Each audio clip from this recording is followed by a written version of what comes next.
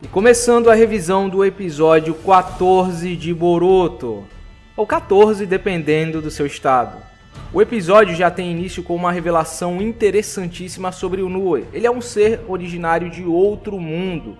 E após uma cena com Denki, Shikadai e Nojin preocupados com os acontecimentos recentes, onde Shikadai acaba vendo uma espécie de aurora boreal deixada pela corrente de chakra que ligava o Nue e a Sumire, voltamos ao Boruto, que parece estar em uma caverna repleta de raízes. Aqui podemos ver uma árvore cortada semelhante a um Shinju menor, rodeada por cordas e ornamentos, o que indica que ali já houve algum tipo de civilização. Um indício de que esse lugar é uma parte do mundo dos Otsutskis ou uma das várias dimensões que tiveram alguma influência dos Otsutskis, talvez uma falha, um mundo onde o Shinju não deu certo, ou existem criaturas que são predadoras naturais de Otsutskis, levando em conta que o Nue se alimenta de chakra. Realmente não deve ser uma boa ideia colocar um Shinju nesse mundo. O que dá força para a teoria de que ele tem alguma ligação com os Otsutskis, talvez sendo um ser do mundo deles, mas também pode ser uma dimensão aleatória, levando em conta que todo ninjutsu de tempo e espaço possui sua própria dimensão. Pode ser que essa seja a dimensão do próprio Gozu Tenno, que sirva como uma espécie de gaiola para o Nue. Enfim, Boruto enfrenta o Nue, que aparentemente regenerou sua cauda e está bem menor. Imagino que ele usou boa parte do chakra que foi reunido para se manifestar fora do mundo dele ou mesmo para voltar ao mundo dele quando precisou. Aqui temos uma cena de ação esplêndida, digna de filme, mas o Boruto não consegue fazer muito além de um pequeno corte. Até que em um determinado momento ele consegue enxergar o sistema circulatório de chakra do Nue e ver seu ponto fraco. Em seguida, o Boruto é salvo pelo Mitsuki, que também foi sugado pelo portal no episódio anterior. E assim eles começam uma estratégia, combinando suas habilidades para deter o Nue em uma maravilhosa demonstração de trabalho em equipe. Só que após o Nue ser imobilizado e o Mitsuki tentar matá-lo, a Sumire reaparece e o salva, mostrando suas habilidades com Suiton. Ela não foi devorada como o Boruto imaginava. Enfim, aqui ela conta tudo sobre seu passado e o drama que sua família teve que passar. Basicamente, aconteceu o que o Kakashi e a Tsunade estavam tentando evitar. O pai da Sumire foi descoberto como ex-membro da Raiz e foi tratado como criminoso pela população, o que fez com que a Sumire vivesse escondida e sempre reservada, o que também causou a morte de sua mãe. Aqui fica evidente que o Tano-ki não procurava apenas vingança pelo Danzo, mas também pela injustiça que os moradores da vila fizeram com sua família. Por isso ele passou a criar a Sumire como uma arma. Um detalhe interessante que provavelmente muitos devem ter percebido é que a Sumire, além de ter características da Hinata em sua personalidade, por ser uma personagem que segue o mesmo estereótipo dela inicialmente, também tem características do Naruto em seu background. Ela e sua família sofreram preconceito dos moradores da vila, ela foi transformada em uma arma por seu pai, mesmo que por razões completamente diferentes, e atualmente ela é uma órfã. Alguém com quem o Naruto se identificaria na hora. Ele sabe muito bem o que é passar por uma situação dessas, o que certamente irá influenciar na forma como ela será punida. Claro que eu não acredito que eles vão passar a mão na cabeça dela e fingir que nada aconteceu, mas vão pegar leve na punição. Bom, enfim, o Boruto começa a enxergar que a Sumire é tomada pelo chakra fantasma, e ela começa a atacá-los usando um ninjutsu de Suiton muito parecido com o Mizudeppo usado pelos integrantes do clã Rozuki, Suigetsu, segundo Mizukage, Mangetsu, etc. E temos mais uma luta entre ela e o Mitsuki, que apesar de ter sido bem rápida, foi bem intensa e com vários ninjutsus novos aparecendo. Podemos ver até mesmo que o Mitsuki é capaz de usar o Futon Kami Itachi, um ninjutsu que vimos sendo usado pela Temari, só que a versão dele é sem leque. E aqui o Mitsuki também revela algo que eu já estava suspeitando há um certo tempo. O misterioso contato do Mitsuki, que certamente é o Orochimaru, tem interesse na arma criada pela Raiz, que anteriormente eu achava que seria o Nue, mas na verdade é o próprio Gozu Tenno, a passagem para aquele mundo. Enfim, o Boruto mais uma vez tenta pará-los, mas é atingido pela kunai da Sumire, o que a deixa abalada, mais uma vez defendendo a Sumire como uma colega de classe. Quando é questionado pelo Mitsuki, basicamente diz que se recusa a acreditar que tudo foi fingimento, pelo modo como a própria Sumire se preocupava com seus colegas. uma atitude que vai contra tudo que o Mitsuki levaria em consideração, o que também faz com que ele olhe a situação por outros olhos, seguindo seu coração e não a lógica fria de um shinobi implacável. E assim a Sumire começa a se abalar ainda mais, fazendo com que o chakra fantasma suma, a prova de que essas palavras afetaram seu coração. Ela tenta refutar as palavras do Boruto e completar o seu plano, mas o Nue não obedece. O Boruto observa que o Nue vê a Sumire como uma mãe e joga na cara dela que ela estaria fazendo exatamente a mesma coisa que seu pai se tentasse transformar o Nue em uma arma. E termina dizendo que todos podem escolher seu próprio caminho, inclusive ela, o que faz com que o Gozu Tenno se despedace e suma. Lembrem-se que o Boruto acredita que ele e todos os outros não devem viver nas sombras de seus pais. A conversão da Sumire não foi apenas uma situação óbvia, ela serve para que o Boruto reafirme sua convicção em seus objetivos. Agora, chegando ao final do episódio, tem uma cena que me deixou um tanto confuso.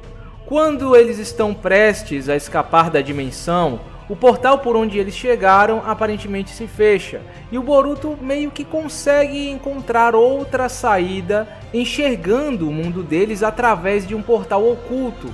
Eu fico na dúvida, o doujutsu do Boruto é capaz de usar ninjutsu de tempo e espaço, abrindo passagens entre as dimensões, ou ele consegue achar fendas dimensionais pré-existentes? Quem sabe essa talvez seja até uma propriedade da dimensão em que eles estão, vai saber. Enfim, após voltarem, a Sumire é levada pelo Sai, aparentemente o Nue não morreu no desmoronamento e a Sumire ainda tem resquícios do Gozu Tenno, apesar de que agora não passa de um pequeno olho em sua mão, o que significa que a veremos futuramente, assim como suas habilidades. Agora, terminando o vídeo, foi mais um episódio que dispensa comentários, principalmente nas cenas de ação. Além de todos os ninjutsus novos, trabalho em equipe e uma animação maravilhosa, a situação se manteve consistente. Boruto teve seu momento de brilhar enfrentando o Nue enfraquecido, o que é completamente plausível, e a luta principal se manteve entre Sumire e Mitsuki, que possuem níveis semelhantes, apesar de que provavelmente o Mitsuki não deu tudo de si. Não tivemos aquelas situações exageradas tão comuns em Battle Shonen, onde o protagonista desperta um poder oculto, fica mais forte do que todos ali e derrota o vilão que anteriormente era bem mais poderoso.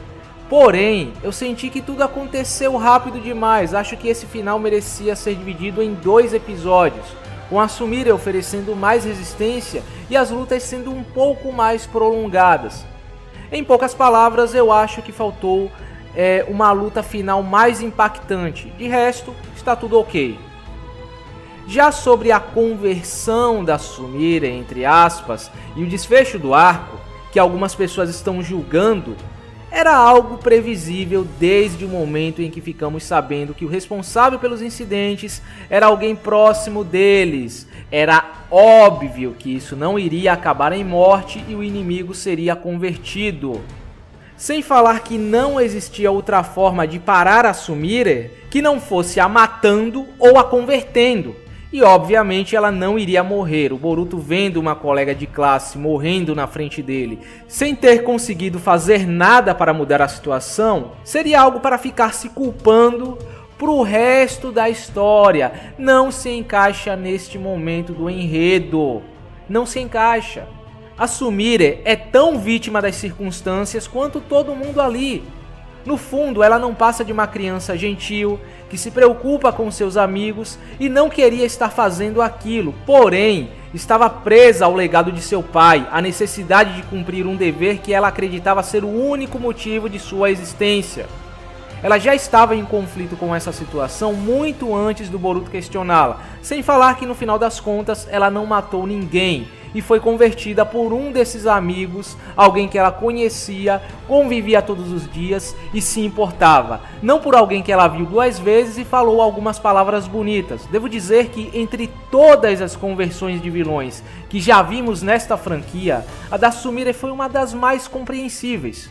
Tanto pelo lado da Sumire, quanto pelo lado do Boruto em não abandoná-la. Não só porque ela é uma colega de classe, uma amiga próxima que ele vê todo dia, mas também porque ele não vai abandonar pessoas próximas a ele e odeia ver alguém seguindo um caminho que não escolheu.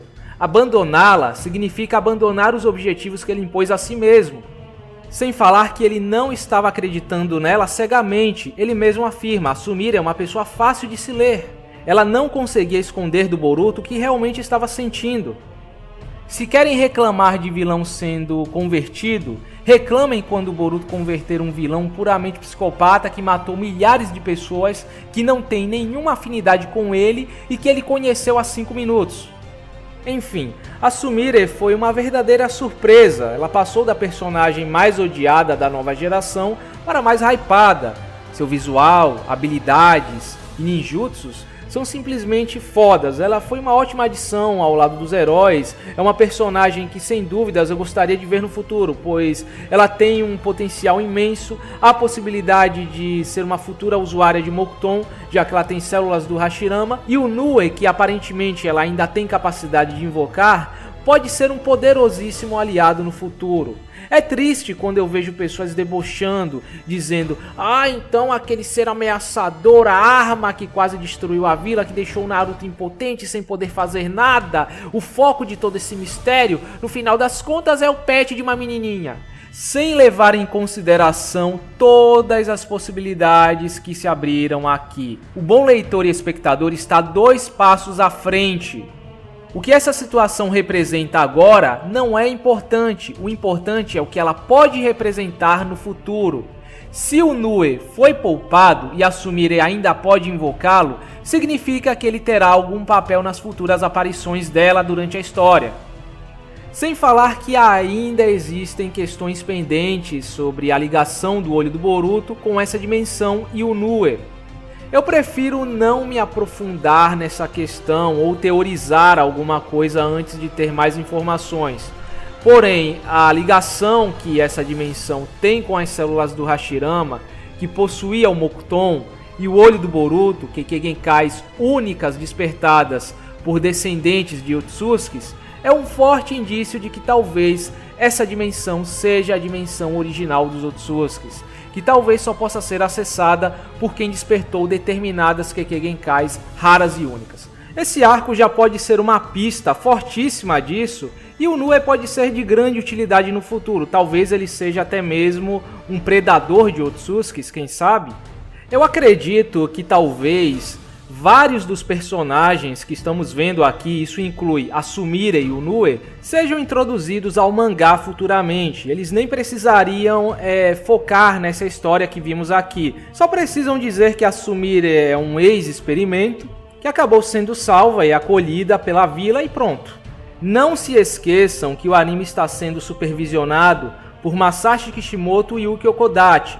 Além disso, Denki, Iwabe, Wasabi, Namida e Sumire já marcam presença no SD de Boruto.